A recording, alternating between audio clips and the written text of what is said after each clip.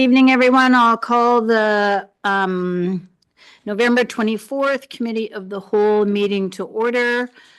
Just taking a moment to acknowledge that the Northern Rockies Administration Center is located in the heart of the traditional territory of the Dene, Cree, and Denesaw people of Fort Nelson and Prophet River First Nations. We further recognize the rights provided by our treaty and also celebrate the contributions and the enduring presence of the Métis people in our region. Please be advised that tonight's meeting is available for the public to attend virtually, is being streamed and recorded. Are there any additions, council, staff? Any public comment? Seeing none. A motion to accept the agenda. I don't know, it says here on my paper, it says 4. I'm following the numbers.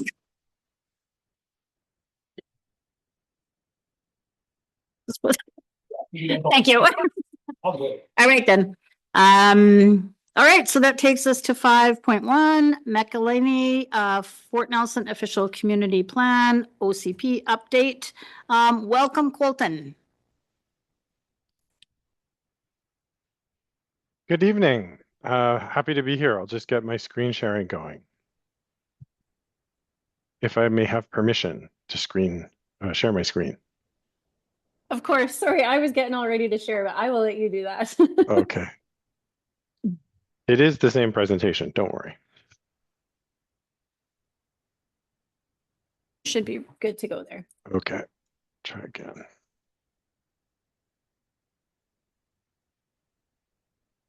Great. I think we're almost there. Just need to see all of you beautiful people again. There we go. Okay.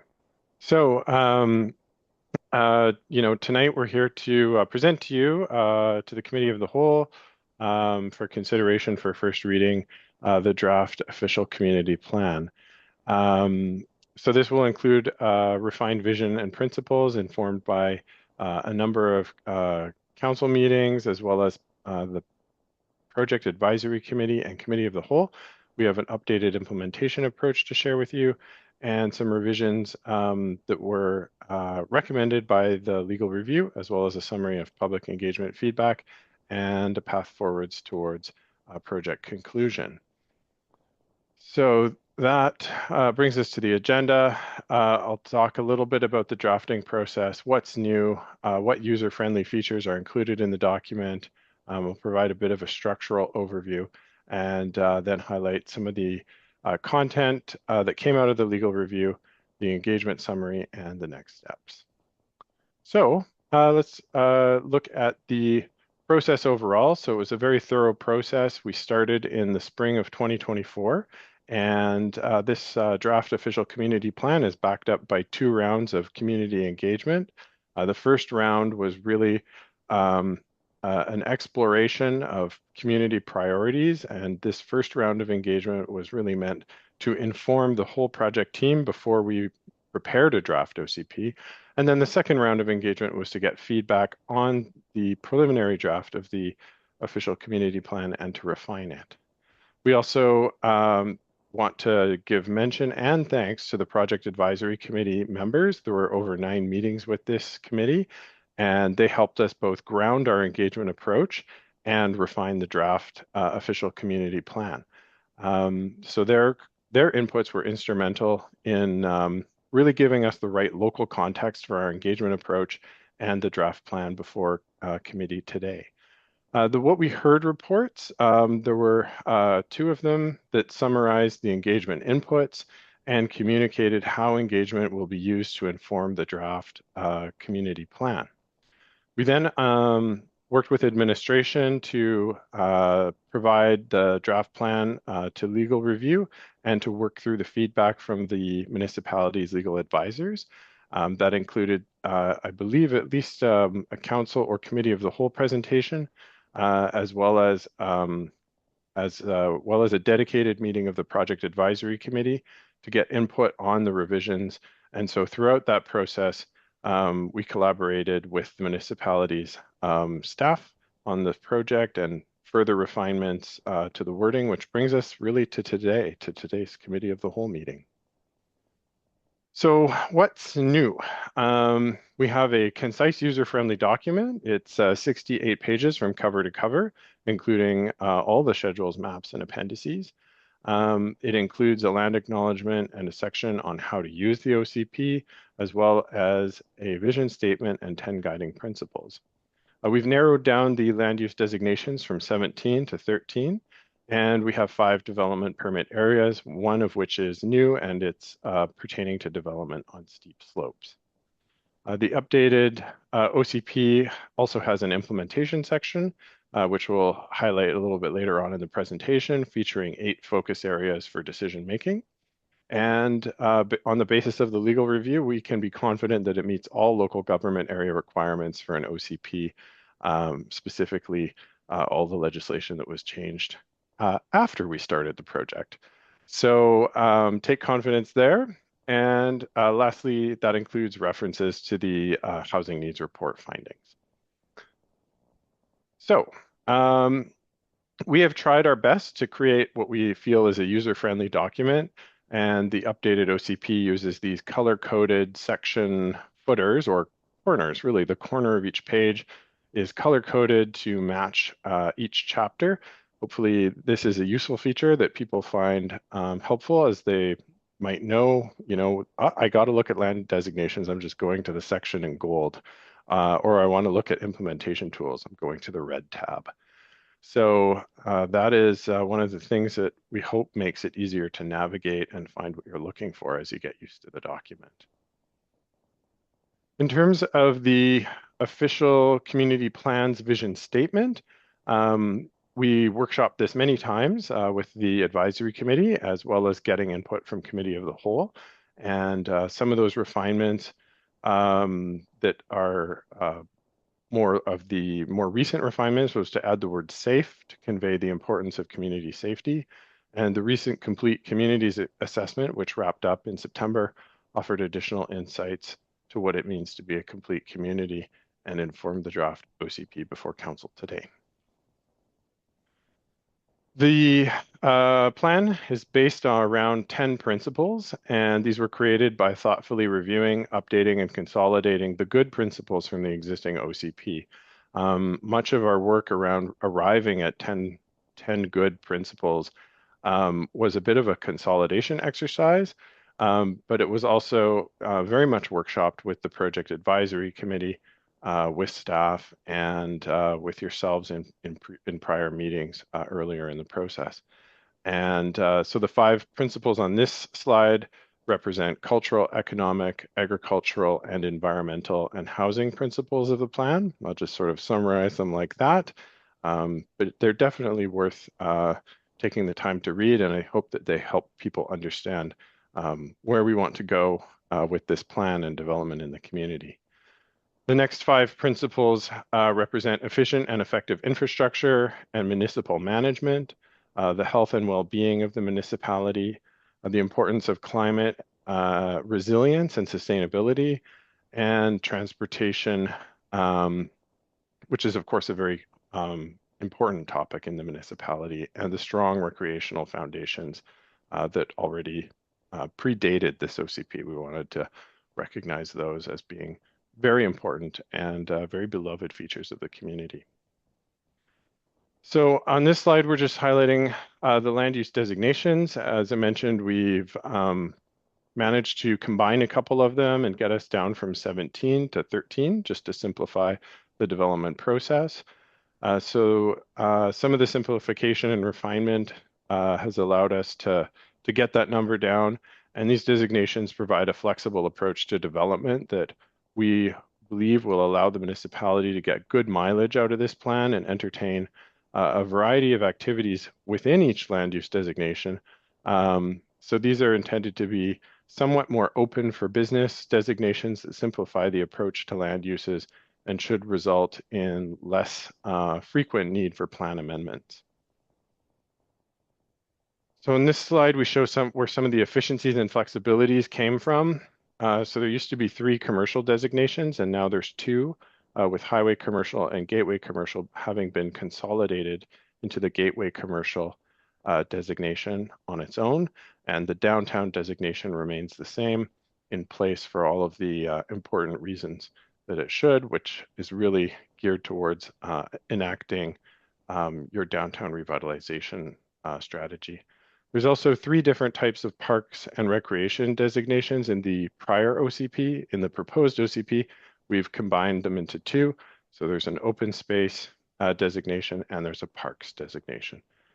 And there were also previously 2 agricultural designations, and they've been consolidated into a single agricultural designation just to simplify the approach there.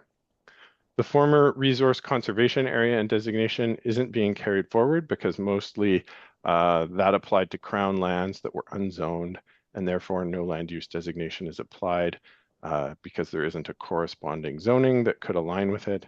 And I just wanted to also assure you that this is not an uncommon approach. There's an example that we found recently. Many leave the resource areas undesignated. One of the examples is Sparwood, BC. So on this slide, I just wanted to show you a little bit about the structure so that you have an understanding that we basically introduce each topic and highlight what that topic is through a brief introduction. There's a section then after that on the objectives that pertain to that topic, and those are alphabetically referenced, and then following that, the policies are numerically referenced. And so this structure will give you the ability to really easily cite a topic section, a specific objective by using the alphabetical citation, and for policies, you can cite the number. So everything in the OCP has an ability for staff reports to quickly and precisely quote this specific section of the OCP in question. In terms of LGA requirements, as I mentioned, we believe we're fully compliant, and that really included some new objectives and policies around housing and housing needs, some additional policies around environmental protection, climate resilience, and hazard, or updated policies, as well as an updated policy statement on transportation and proximity of housing to transportation, and some additional policy refinements on sand and gravel. The OCP also now includes optional content permitted by the LGA, and this is a significant chunk of the plan itself in section, I think it's 6. And that really centers on topics related to community, culture, and social well-being. And then the development permit areas, the first 4 that you see on this slide, the multi-unit residential, highway commercial, gateway commercial, and downtown were in your previous OCP or your current OCP, and we've carried those forward. And then there's the new environmental hazards DPA. And we really brought that in because there is a requirement in the Local Government Act to restrict residential development when there are hazards. And so it was adopted in response to that LGA requirement 473D. And we've set out some guidelines for what information is required if someone is developing on a steep slope. And this process still gives your administration the ability to review professional reports and concurrences. So it's not to say that development can't happen, it's just making sure that development happens in a safe way. And then we'll take a look at some of the implementation tools. So this section of the OCP really just describes how and when to consider amendments to your proposed OCP. It also includes all the links to more information and forms on the NRM development website. It lists out all of the key reference documents, including NRM-led studies, development plans and reports, and other bylaws and policy. And so the goal of this section was really just to provide the reader, staff, and council with an all-in-one place to find all the tools and resources required for implementing the OCP and its policies. And then we held an implementation workshop on February of this year with the municipality's senior leadership. And as the discussion unfolded, there was a clear preference to highlight areas of focus within the OCP rather than providing a very long list of specific targets, and actions. This will help with the decision making in a more holistic sense. And so staff emphasized the importance of the OCP to reflect municipal policies such as downtown development, housing, health services, and transportation within the OCP. And so we've got the focus areas that you see on screen with a little bit of additional detail below each heading, just so that it helps you understand, oh yeah, this topic also addresses these other things. And then in terms of implementation, there's a subsequent phase of work after, should the OCP be adopted, that we will undertake very quickly in the new year, which is a summary of all the implementations, actions, and recommendations from 5 strategic plans, including the Downtown Revitalization Plan, the OCP update, interim housing needs report, complete community needs study, the transportation strategy, and the rural health advocacy. So again, this is intended to provide a single source for staff and administration and council to look to track their strategic plan actions, both those that they've completed and the ones that lie ahead. And then a few words here on the legal review by Young Anderson. They noted a few edits that needed to be made for clarity and for compliance. And so they identified that there was a need for some additional policies on rental housing and housing for families. And I should also mention that all of this was subject to a working session with the Project Advisory Committee. So these policies that have been added have been vetted and refined with their assistance. We also had to include some policy on the number of shelter beds for the unhoused and those at risk of being unhoused. We've also added a policy on housing in proximity to transit and policies on supportive housing. We've also made some refinements to the land use designations.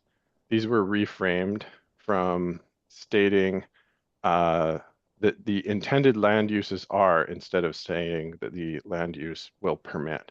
And that's because we don't want to fetter council's decision making. They do need some freedom around being able to interpret the plan.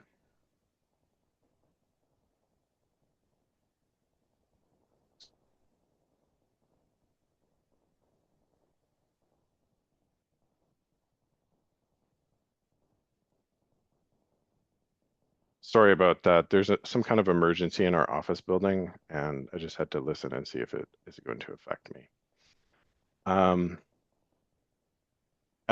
Carrying on, we removed references to some of the specific zones in the zoning bylaw. The reason we did this is actually to make sure that the plan is going to be easier for you to maintain, because if you change something in your zoning bylaw, you don't want to have to go back and make an amendment to the OCP.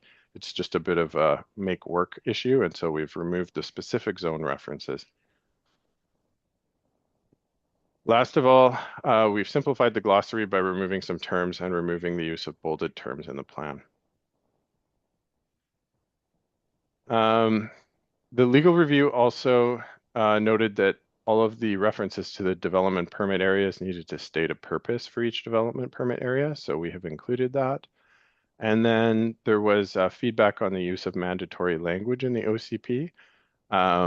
Legal advisors just noted that policies in an OCP, well, shouldn't prohibit or require development to do specific things, that there is a role for the zoning bylaw to do that, very much so, as well as development permit areas.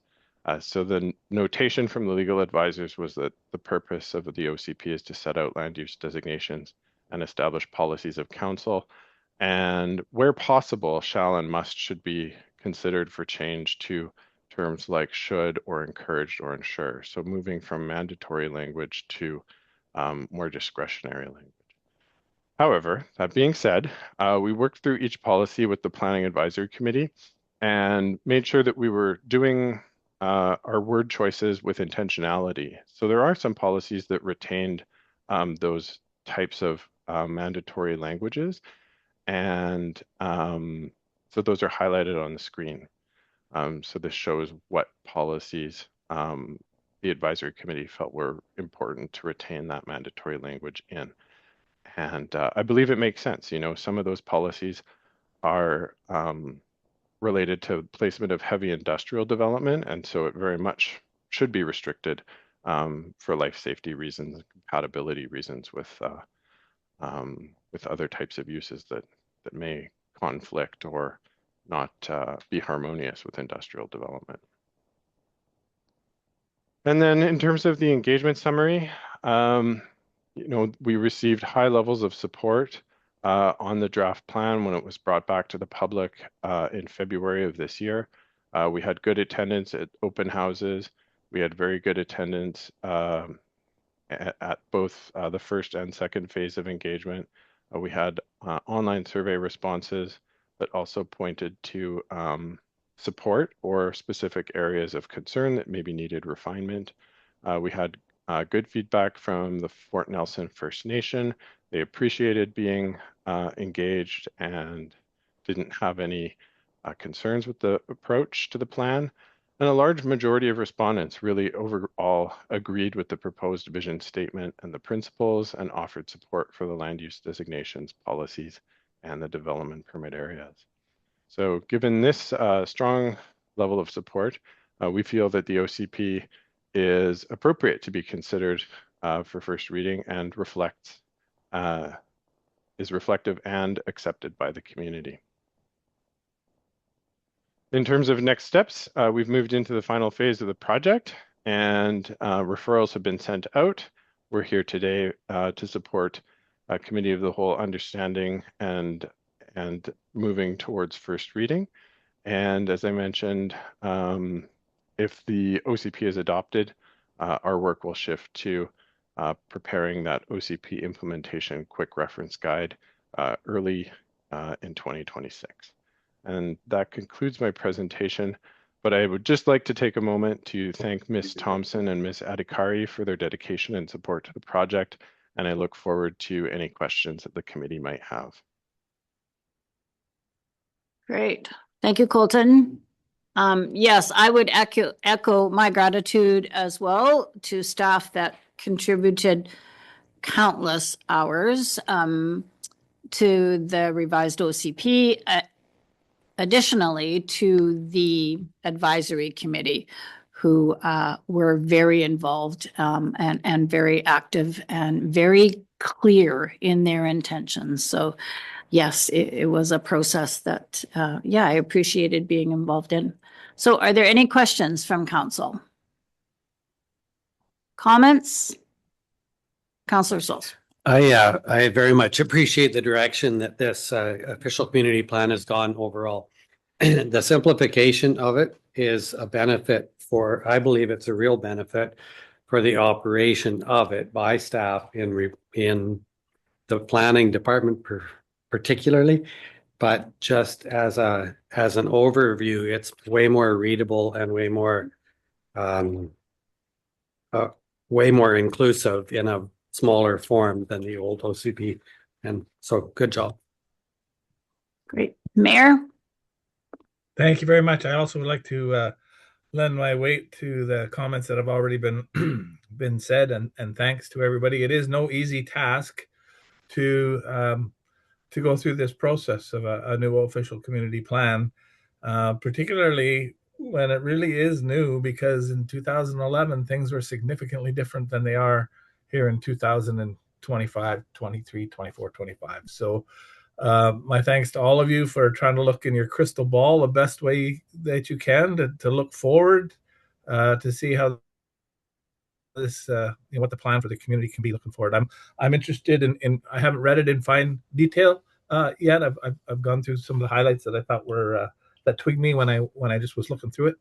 So yeah, so before we do get to the next phase, I'm very interested in to read it in a lot of detail.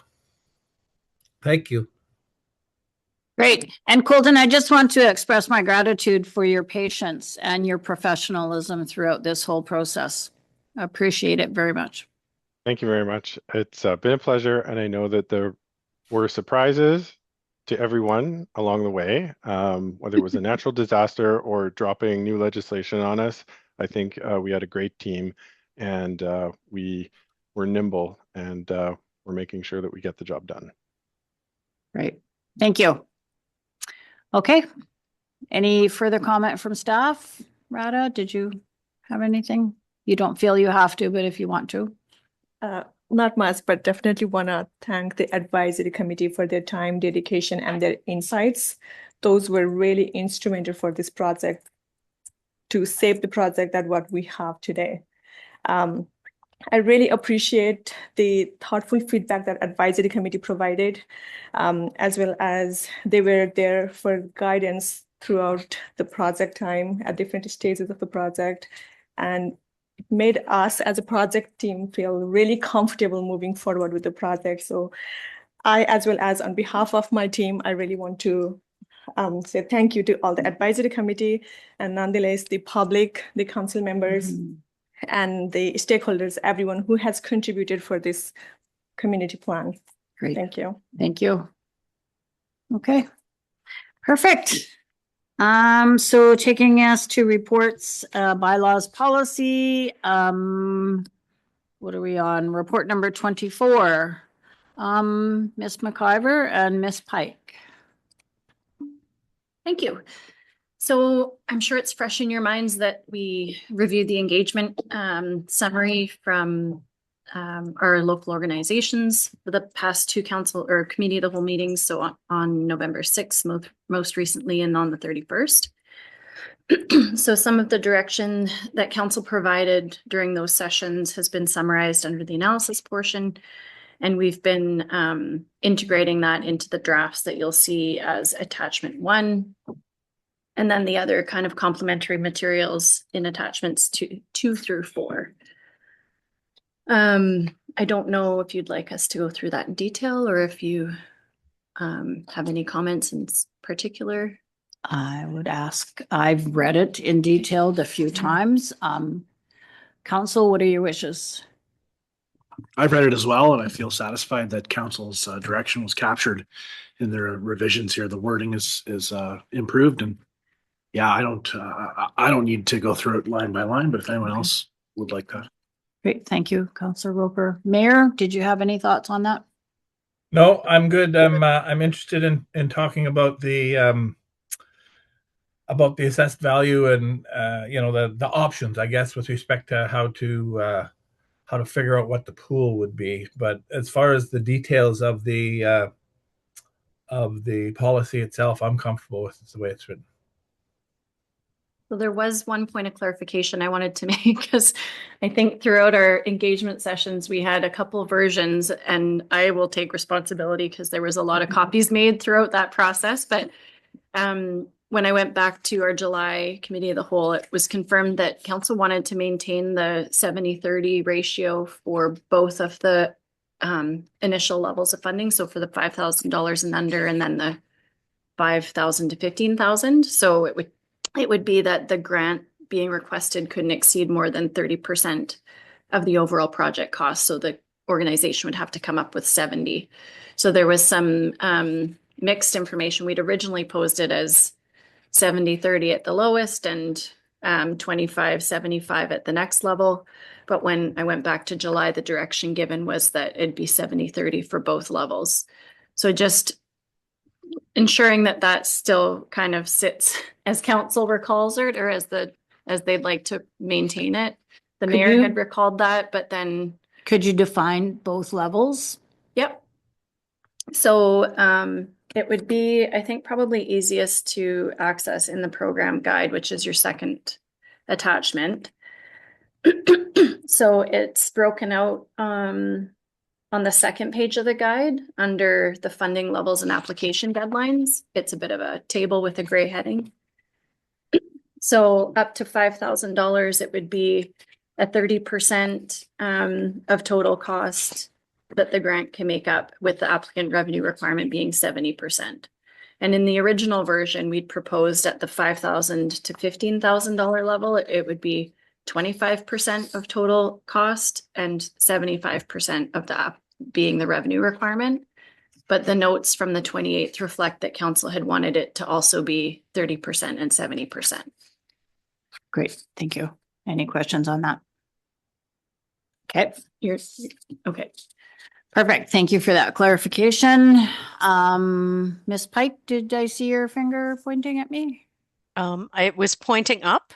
Oh, Um, I just wanted to also point out that we are looking to have council identify what they would like as the set rate for determining the funding level, as well as we've got some information in the report itself about potentially holding funds into the last part of our year.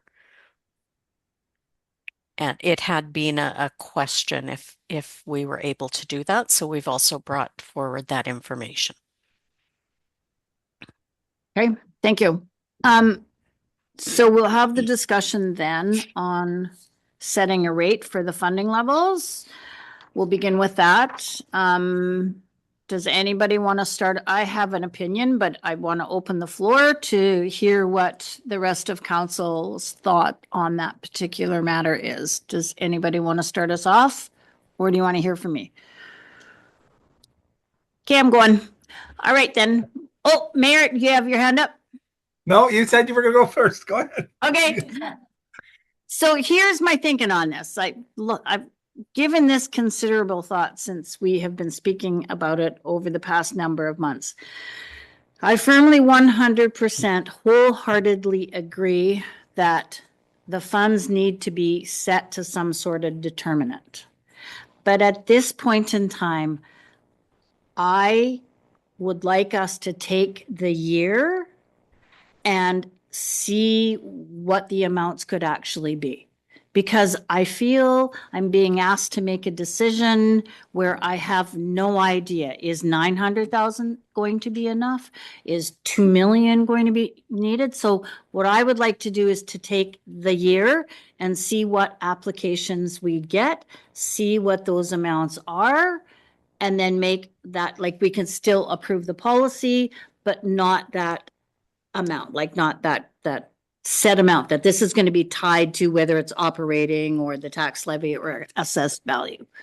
So that's what I'm thinking, is I would like to take that year and see what those applications actually come out to in the next round. Mayor? Sure, thanks. I can agree with that. I mean, I think that was one of the things that we were struggling with from the very start. You know, once we put this, opened it up, I guess, and became more transparent, and I'll use the word fair, but I'm not sure if that's the right word or not, to let other organizations who may not even known that there was potential for them to get money. As we opened it up, we were unsure of what the total might look like, and we needed to really understand that. So I agree with you there.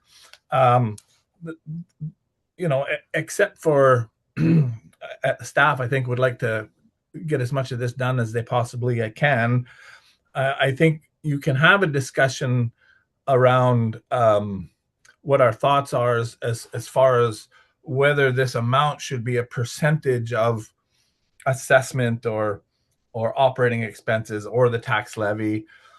That's an argument that can be made, because in the end, you're just gonna divide the agreed upon amount.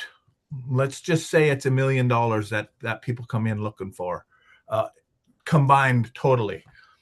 You just divide that into whichever scenario you decide, assessed, tax levy, or operating expenses, and that becomes your percentage. And if you're comfortable with that percentage and what that will drive over time, then that's what the number ends up being. So, you know, I'm okay with waiting, but I'm also okay with having a discussion about the different options here with respect to, you know, what this might be over the long term. My general. Thank you. Thought. Yeah. Okay, great. Thanks. Councillor Souls? I can understand the need. I mean, the uncertainty of where it could go, because we really don't have that information yet. But if we don't have a baseline at all, I think we will be having a lot of meetings over the next year. Like there's a lot of difference between, say, the $900,000 that you used as a low end to a 2 million in a high end. And I think that if we get a little ways into 2026 and already in the first quarter, you realize that the number is going to be way higher, or there's way more applications for funding, then we will be discussing top end our numbers somewhere, a baseline somehow by that time. And I don't like, do we have my question around your thoughts are, do we have the year to work with? How do we address a large application that is a lot larger than we maybe thought it was as we go, rather than when we don't have the information until the full year is gone? Like, I don't know how to, you can't have a completely open-ended funding mechanism that doesn't have limits. Like we establish a budget every year, and the budget has limits. It actually is a very clearly defined thing. And so I'm uncomfortable with an undefined, but at the same time know that we don't have all the information to define it. Okay, thank you. I hear what you're saying. Councillor Roper? I think we do have a pretty good idea of what to expect, at least with the nonprofits we've been previously funded. I think the only big question is, by opening it up to more nonprofits, what is that going to look like? So, yeah, I think there's a benefit to waiting and getting those true numbers, instead of making a guess too early on. So I agree with your sentiments and the mayor's sentiments that we do have time. One question though, I mean, we have to have our budget approved by March, April. Yeah. So do we have to have that final amount by that time? Isn't it May or June? When does the budget? So we would be presenting the budget as a whole in April for a final time for the bylaws to be approved in May. Yeah. So we would want to, at least by that time, be able to understand what funding commitments we have been requested and whether or not or what we need to define as a pot of money for those other intakes that will happen during the year. So we can work within not having that amount set this year, going into budget and being able to bring all of the proposals forward, knowing that we also need to have a pot of money set aside for the quarterly intakes and potentially the one mid-year intake throughout the year. Great, thank you. Does that, go ahead, Councillor Souls?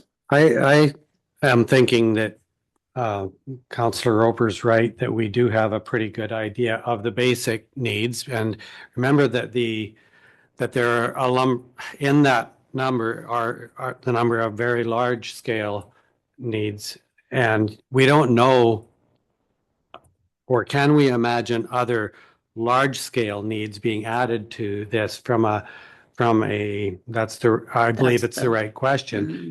So when I think of how we sit somewhere, you used the number earlier of 900K, that's somewhere where we are right now. 918. It's 900 Yeah. and some, yeah. 918, yeah.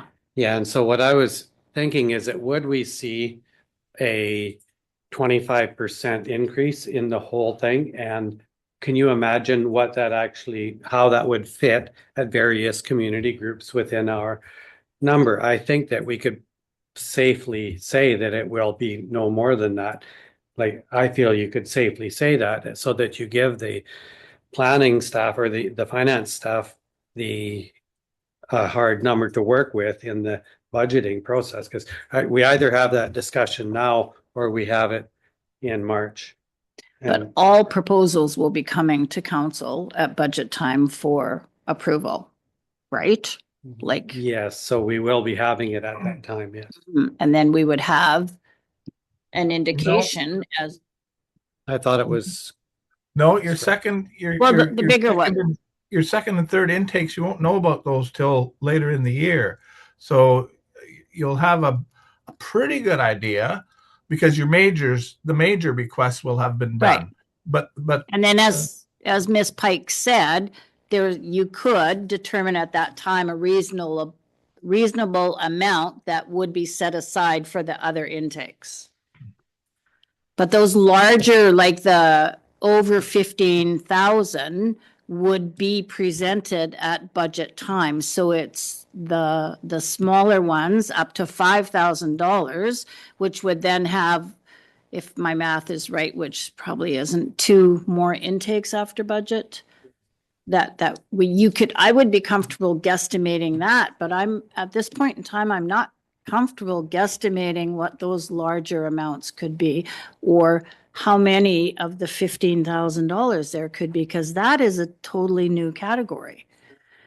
Right? And yeah, so that's why I feel that proceeding with approving the policy and then living out the year and then making a determination as to what ultimately that it's going to be tied to, because don't get me wrong, I believe that we need to tie it to a figure so that everybody knows the expectation, right? Mhm. So, yeah. So does that work for staff? Is staff able to? I think I heard that would be okay, and I absolutely agree, Deputy Mayor Goering, that it's easier to guesstimate those smaller one intake of up to 15,000 and 2 or 3 more of less than 5. So, at budget time when we flush out the big requests, we can add on whatever we think is fair for the rest. Yep, That sounds staff like is nodding. Yes, good plan to McCarver, me. did you? Okay, Yeah, no, I was just and then we could bring the policy back to resolve the formula piece once there's a level of comfort that you were making the decision with all the information available. okay. I'm hearing consensus, seeing everybody Wait. nodding. Oh, Mayor? Yeah. So what does that do with respect to passing the policy and getting it through? Are we able to just sort of say, pass the policy saying that we're going to take a year? I just don't want to wait to finish this policy Yeah. until this is done. So is there some way we can bridge that and finalize the document and then come back into it when we do finally make a decision? CAO Barry? Language can go in the policy that outlines when you revisit it, quite frankly, right? Like acknowledge the fact that you're going to, what the intent is and the determination of an amount and where it comes from, and that put it right in there, that so it forces the policy to go back to council Mhm. or future council, whatever that timeline would look like, which I think we can agree on a date or recommend the timeline, right? So there's a section under the policy description on the first page that talks about how it will be funded. But we could just put a placeholder in there that says that the policy shall come back. It could be, 3rd quarter 2026 to review a funding mechanism for future years or something. That sounds perfect. Okay. Does that work for you, Mayor? Yes, it does. Thank you. Excellent. Okay. Oh, Councillor Roper. Just one question about the process for approval. So for grants over 15,000, we're looking at a deadline of the last Friday in September, and then it says notification of award by November 30th. So that's pretty quick after the September deadline. Would this be considered like a pre-approval prior to the main approval of the budget? How does that work? How do we get to that November 30th deadline of the notification of award? I'll take that one if you like, Jay. So what we're anticipating is that knowing what our envelope is, we're able to get the intakes in, reviewed, bring them forward for approval within the funding allocation for that next year.